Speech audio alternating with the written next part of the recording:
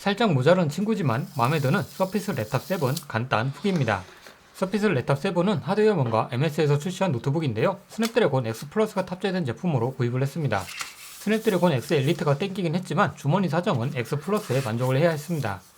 주머니 사정으로 인해 저렴한 X 플러스로 구입을 했지만 하드웨어 마감만큼은 맥북 프로 저리 가라고 할 만큼 좋아서 마음에 들었습니다. 13인치 화면 크기에 바디는 알루미늄 소재로 되어 있고 약 1.3kg의 무게를 가지고 있어서 휴대용으로는 적당한 크기와 무난한 무게를 가지고 있습니다. 오른쪽에는 서피스 커넥트만 있고 왼쪽에 USB-C 포트 2개와 USB-A 포트 1개 그리고 3.5파이 이어폰 단자가 있습니다.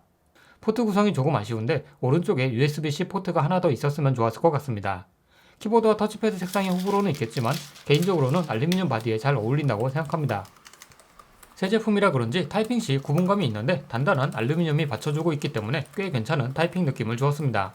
다만 장시간 타이핑 시에는 조금 피곤할 것 같은 느낌을 받았습니다. 처음 전원을 켰을 때 서피스 커넥터가 연결되어 있지 않으면 전원이 안 켜지는 증상이 있었습니다. PD 충전을 지원하긴 하는데 안전한 세팅을 위해서 초기 세팅 때에는 동봉된 충전기로 전원을 공급해야 하는 것 같습니다. 다만 서피스 커넥터 젠더를 사용하면 동봉된 충전기가 아니더라도 초기 세팅을 할 수 있었습니다. 이럴 거면 굳이 동봉된 충전기로 초기 세팅을 하게 했어야 하나 싶지만 동봉된 충전기를 안 쓰고 굳이 USB-C 포트로 충전하면서 세팅하겠다고 하는 것도 이상한 거긴 하죠. 충전 이야기가 나온 김에 USB-C 포트로 충전이 잘 되는지도 확인해 봤는데요. 초기 세팅을 마친 이후에는 당연하게도 USB-C 포트로 충전이 잘 되었습니다. 서피스 랩탑 7의 액정이 반사가 심하다는 의견이 많은 것 같은데요. 개인적으로는 맥북 M1 프로와 비교해서 크게 차이가 없다고 생각하는데 저만 그렇게 생각하는 것일지도 모르겠습니다. 바탕화면이 밝을 때에는 반사가 크게 문제되지는 않는 것 같습니다. 이 정도면 충분히 쓸만하다고 생각해야 되는데요. 어두운 바탕화면을 쓰게 되면 제 얼굴을 보면서 흠칫하게 되네요. 역시나 반사 반지가 잘 된다고 해서 손해볼 건 없는 것 같습니다.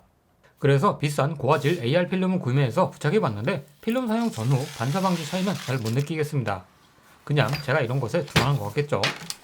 서피스 랩탑 7을 256GB 제품으로 구매했기 때문에 용량 업그레이드를 위해 하판을 분해했습니다. 쉴드 캔으로 감싸여 있는 2230 사이즈의 NVMe가 장착되어 있는데요. 접착대가 남아버리는 테이프로 추가 고정되어 있는 점이 불만이었습니다. 이게 깔끔하게 안 떨어지더라고요. 기존 제품을 제거하고 용량이 큰 제품을 장착하면 교체 작업은 끝이 납니다. 용량 업그레이드도 했으니 이제 어플 사용을 해봐야 되는데요. 어플 지원은 아직까지 많이 미흡한 것이 사실입니다. 포토샵은 ARM 정식 버전이 존재하지만 프리미어는 인텔 기반 X86 앱을 설치하라고 합니다. 일러스트는 태블릿 앱을 다운로드하라고 하고요. 물론 베타 버전을 설치하면 PC 버전을 사용할 수 있지만 많이 아쉬운 상태입니다. 정식 버전이 아니라서 그런지 어도비 미디어 인코더 에러가 자주 발생하는 느낌이 있었습니다. 이런 경험을 하게 되면 결국 잘못 샀나 라는 생각을 할 수밖에 없고 그래서 서브 디바이스가 아닌 메인 디바이스로 추천하기는 조금 어렵지 않나 싶습니다. 그렇다면 프리미어 내보내기 성능이라도 빠르면 좋았을 텐데요. 사실 처참합니다. 맥북 M1 프로가 1분 이내로 내보내는 영상을 서피스 랩탑 7은 몇 분이나 걸려버립니다. 맥북과의 비교뿐만 아니라 아수스 X13 2021 버전 노트북과 비교해도 한참 느립니다. 심지어 배터리 상태 성능이 안 좋은 X86 노트북인데도 서피스 랩탑 7보다 빠릅니다. 그렇다면 프리미어에서 영상 내보내기를 해도 온도가 착합니다 라고 말하고 싶었지만 이미 맥북 M1 프로, 심지어 아수스 X13까지도 영상 내보내기가 끝나고 식어가는 상태라 비교가 불가능했습니다. 그래서 영상 작업을 많이 하는 유튜버라면 몹쓸 기기 수준이라서 유튜브에선 이슈가 될 수 없는 기기일 수밖에 없는 것 같습니다. 서피스 랩탑 7은 코파일럿을 강조하는 노트북입니다. 그래서 키보드에 코파일럿 버튼도 있는데 이걸 눌러도 코파일럿은 작동하지 않습니다. 코파일럿의 기본 단축키인 Alt 스페이스로는 잘 작동을 하고요. 사실 코파일럿을 잘 쓰는 건 아니라서 굳이 세팅을 하진 않았는데 불안하죠. 리콜 기능이라는 것도 광고하고 있지만 현실은 아직까지도 지원되고 있지 않습니다. 물론 저는 이 리콜 기능을 어차피 끄고 쓸 거라서 크게 상관없지만 상품 페이지의 내용을 보고 구매하시는 거라면 조금은 기다리셔야 할 것 같습니다. NPU를 강조해서 NPU를 마구마구 써보고 싶어서 LLM을 돌려볼까 했는데요. LM 스튜디오에서는 NPU를 아예 사용할 수 없는 상태였습니다. 지원이 안 되는 거죠. 애니싱 LLM에서 NPU가 사용되는 모습을 보니 신기하긴 했지만 이걸 굳이 로컬에서 돌려야 하나? 라는 생각이 들다 보니 아무래도 저에게 서피스 랩탑 7의 AI 기능은 활용도가 떨어질 것 같습니다. 윈도우 암 버전을 사용할 때 주식 프로그램이 작동하는지 궁금하다는 내용이 많던데요. 키움증권 프로그램은 실행까지 되는 것을 확인했습니다. 다만 이 프로그램이 에러 없이 원활히 잘 돌아가는지는 확인을 못 해봤네요. 어플 지원은 많이 부족할지는 몰라도 하드웨어 부분은 충분히 좋았습니다. USB-C 포트 둘 다 모니터 연결 지원하기 때문에 총 3개의 화면을 사용할 수 있습니다. 이런 혁신적인 기능을 윈도우 노트북들은 왜 과대 광고를 안 하는지 잘 모르겠네요.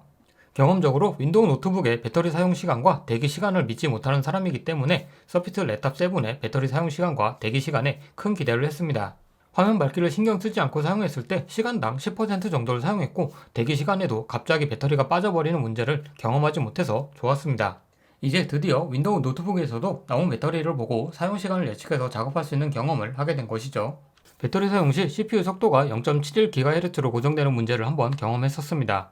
재부팅을 하고 나니 정상으로 돌아왔고 아직까지 같은 문제를 겪지는 않았는데 살짝 불안한 감이 있는 것도 사실이긴 합니다.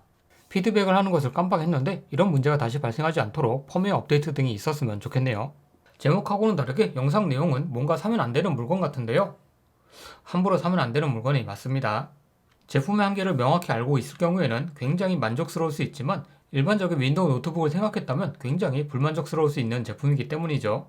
맥북은 맥OS라서 안 되는 게 있는 건데 이건 어쨌든 윈도우니까요.